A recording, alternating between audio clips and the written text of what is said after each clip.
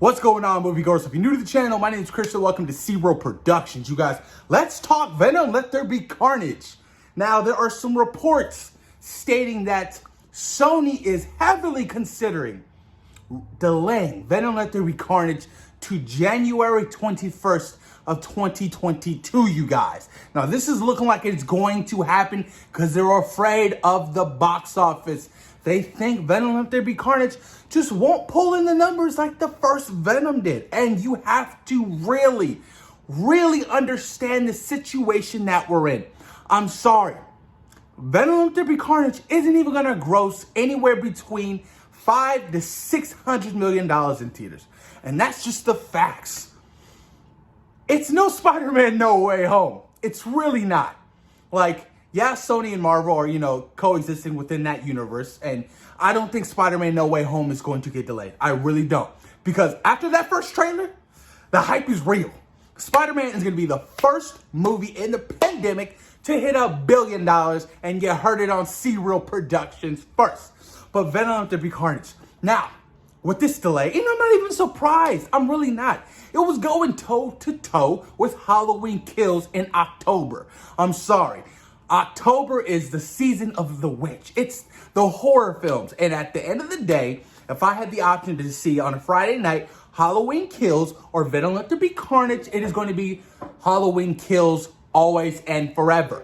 So that could be one reason as well. They didn't want to go toe-to-toe with Halloween Kills. I mean, why would you?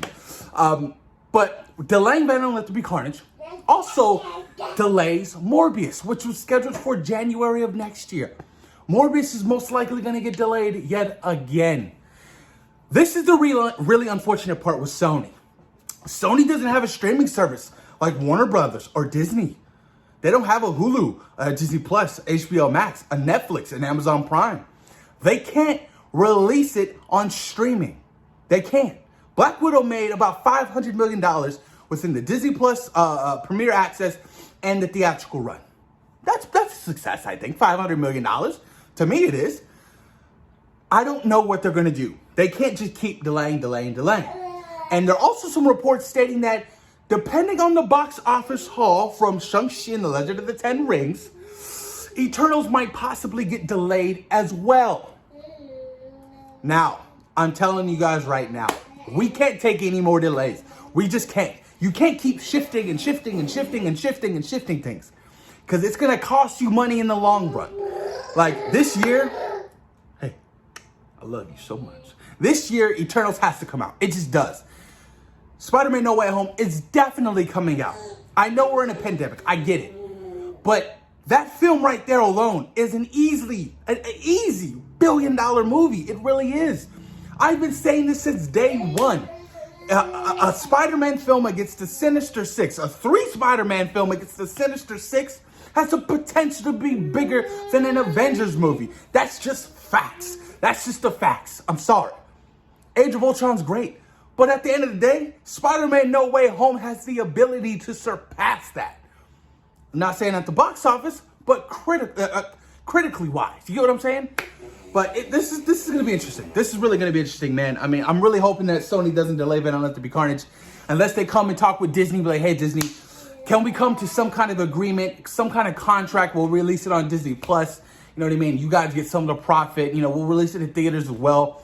Because, it's really shooting themselves in the foot not having a streaming service. Sony, if you're watching this video, Sony Plus, Sony something, get it popping, man. Get it popping. You have to have a streaming service nowadays.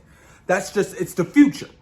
And I hate to say that because the theatrical experience is the greatest kind of experience. You want to see, these big blockbuster movies in the theaters. You really do. You want to see it on the biggest format and the loudest speakers. You want your popcorn. You want your red vines. You want your icy. You want it all. So I'm really curious to see what Sony's going to do. But I don't let there be carnage, you guys. At the end of the day, it won't hold up next to a Spider-Man No Way Home. It just won't. And Sony knows that. I'm sorry, the first Venom hitting $800 million plus, fantastic. You know what I mean? That was what, 3 years ago. Movie theaters were open, everything was great in life. Now we're in a pandemic and, people still are uncomfortable going to the movies. You know, honestly, I think with Shang-Chi coming out in a couple of weeks, it really will determine another shift in the movie releases. It really will, you guys, but we'll see what happens. Post your comments down below. Let me know what you guys think about Sony possibly delaying Venom Let There Be Carnage for January. And where do you think Morbius is going to drop? CinemaCon was yesterday. They did show some footage of Morbius. I guess it didn't go well. Not a lot of people were talking about it. Who knows at this point? Post your comments down below. Let me know what you guys think. Peace.